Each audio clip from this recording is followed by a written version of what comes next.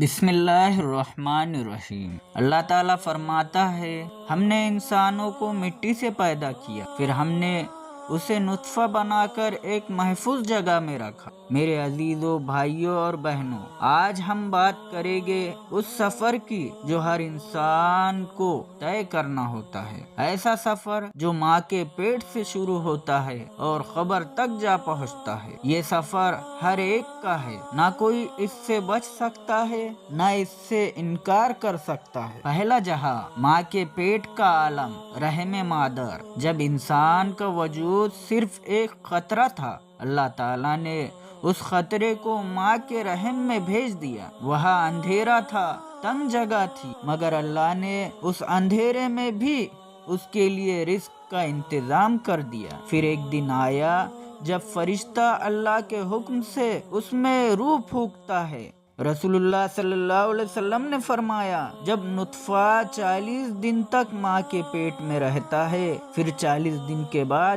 ایک فرشتہ آتا ہے، روح پھونکتا ہے اور اس کے رزق، عمر، عمل اور انجام، جنت یا جہنم لکھ دیتا ہے۔ اس وقت بچہ نہیں جانتا کہ ماں کے پیٹ کے باہر ایک اور دنیا ہے۔ اگر کوئی اس سے کہے، ایک دن تم اس اندھیری جگہ سے نکل کر ایک بڑی دنیا میں جاؤ گے، تو وہ کبھی یقین نہیں کرے گا، لیکن وہ وقت آتا ہے اور بچہ دنیا میں آ جاتا ہے۔ دوسرا جہان، دنیا کی زندگی۔ یہ جہان امتحان کا میدان ہے۔ انسان کو آنکھیں، زبان، دل اور عقل دی گئی تاکہ وہ پہچانے کہ کون سا راستہ حق کا ہے اور کون سا باطل کا۔ یہ دنیا ایک پل ہے جہاں ہم چند دنوں کے لیے رکے ہیں۔ کچھ روتے ہیں، کچھ ہنستے ہیں، کچھ ظلم کرتے ہیں، کچھ عدل، مگر انجام سب کا ایک ہے، موت۔ دنیا دھوکے کی جگہ ہے۔ قرآن میں اللہ فرماتا ہے، یہ دنیا کی زندگی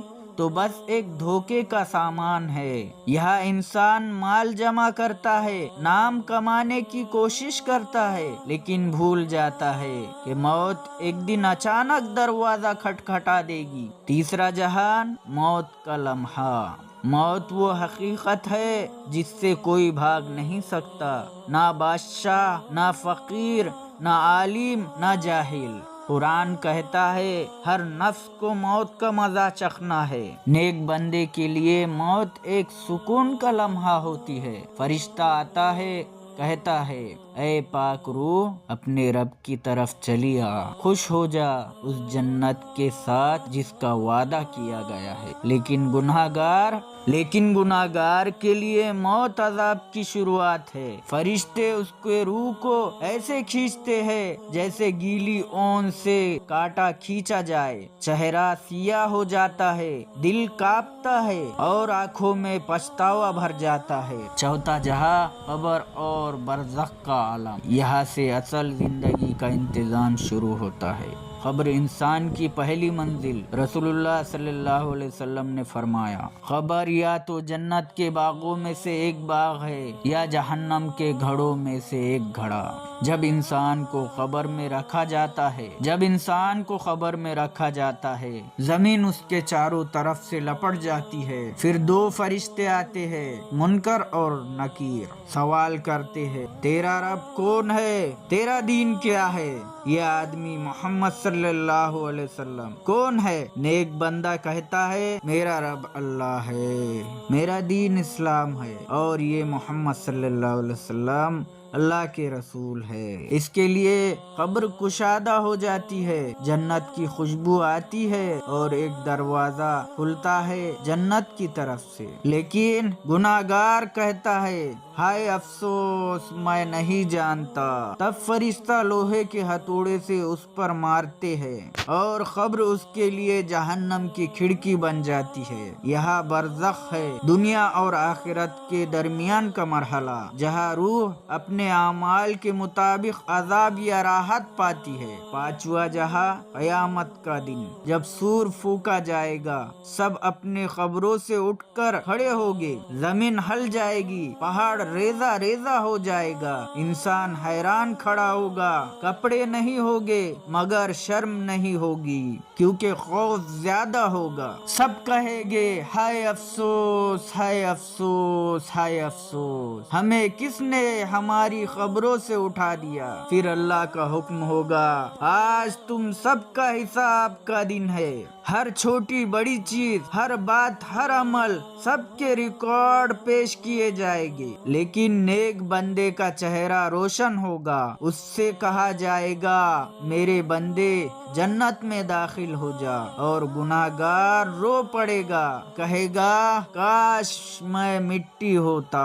چھٹا جہاں جنت یا جہنم، یہ انسان کے سفر کی آخری اور ابدی منزل ہے۔ جنت جہاں نہ دکھ ہے، نہ غم ہے، نہ موت ہے، جہاں نہ کوئی تھکے گا نہ بوڑھا ہوگا، جہاں نہ نفرت ہوگی نہ حسد، صرف سکون، نور، اللہ کے دیدار کی نعمت۔ اور جہنم جہاں آگ بھڑکتی ہوگی، جہاں لوگ پکاریں گے اے رب ہمیں ایک موقع دے، مگر جواب ملے گا یہ دن وعدے کا دن تھا جو گزر گیا۔ میرے بھائیوں، یہ دنیا ختم ہو جائے گی، ہم سب ایک دن اسی راستے پر جائیں گے، ماں کے پیٹ سے قبر تک اور قبر سے آخرت تک۔ اصل عقل مند وہ ہے جو اس سفر کی تیاری کر لے، کیونکہ موت دور نہیں، وہ تو بس ایک لمحے کی دیوار کے اس پار ہے۔ اے انسان، تو اپنی رب کی طرف محنت کرتا رہے گا یہاں تک کہ تو اس سے جا ملے گا۔ اللہ ہمیں نیک عمل کرنے کی توفیق دے، ایمان پر موت عطا فرمائیے اور جنت الفردوس میں جگہ نصیب فرمائیے، آمین یا رب العالمین۔